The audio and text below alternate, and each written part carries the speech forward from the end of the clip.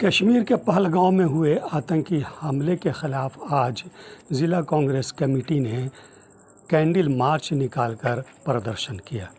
साथ ही मांग की कि जल्द से जल्द आतंकवादियों को सज़ा दिलाई जाए।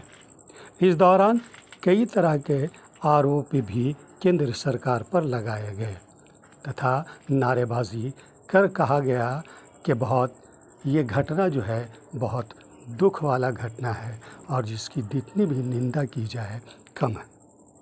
मोहम्मद मेहता वाली जिसकी हुआ क्या कहना चाहिए कि भारत में इतनी बड़ी घटना हुई है। भारत में इतनी बड़ी घटना हुई है, इसके लिए हम सब हिंदू मुसलमान सब मिलकर इस बात की दुखी है।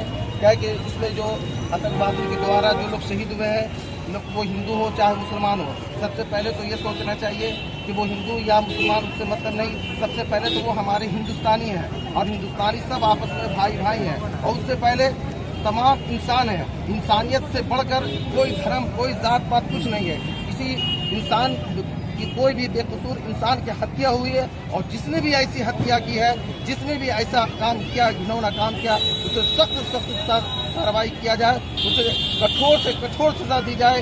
इसलिए जात धर्म पात हर चीज़ से ऊपर उठकर जो सही फैसला हो, अगर कोई भी उसमें मुलविस पाया जाता है, उसमें सम्मिलित पाया जाता है, चाहे वो किसी भी धर्म का हो, उसको सजा मिलनी चाहिए। आतंकवाद को बढ़ावा देने वाला कौन?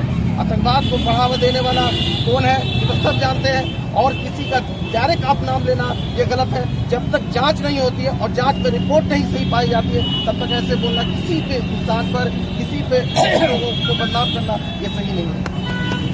वहाँ पर पूछा गया था कि आप हिंदुओं और हिंदुओं पर ही टारगेट ज़्यादातर किया गया। पुलवामा की हत्या से आपको साफ पता चलेगा कि पहलगांव में हमारे जो हिंदू धर्म का मुख्य स्थल ऐसे है, वहाँ से पैदल यात्रा शुरू होता है और निरंतर तीर्थ में सालों भर चलता रहता है। तो सरकार का दावा रहता है कि हम वहाँ सुरक्षा व्यवस्था सुनते हैं, बंदोबस्त चौक चौराहे पर बंदोबस्त किए हैं। फिर आतंकवादियों का जब फायरिंग होता है तो रिटेलिएट क्यों नहीं किया जाता?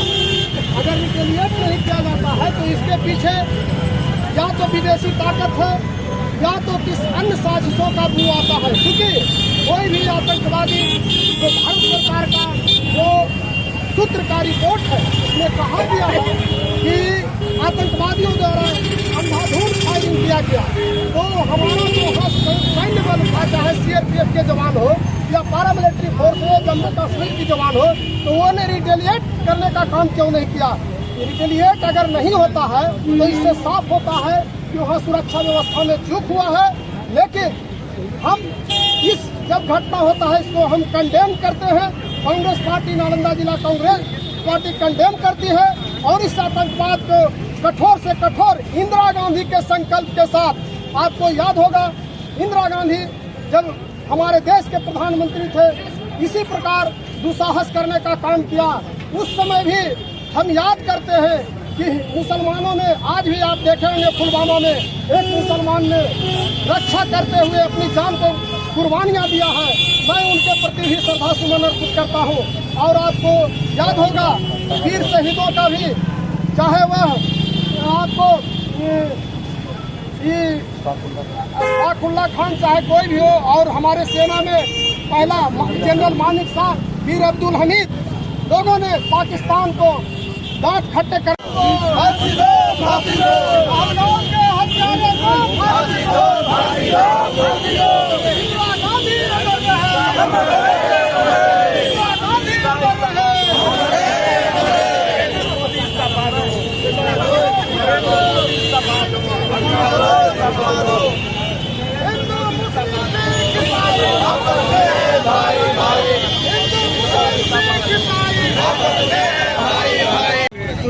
देश के प्रधानमंत्री से मैं मांग करते हैं अरे इधर बोले ये प्रशासनिक चूक के वजह से इतना बड़ा घटना हुआ। आतंकवाद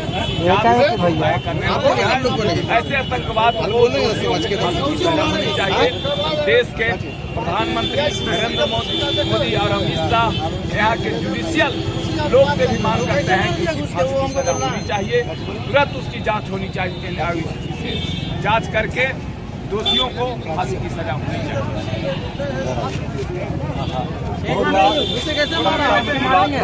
पहलगाम में इतना बड़ा घटना घटा है और हमारी प्रधानमंत्री सरकार सोई हुई है।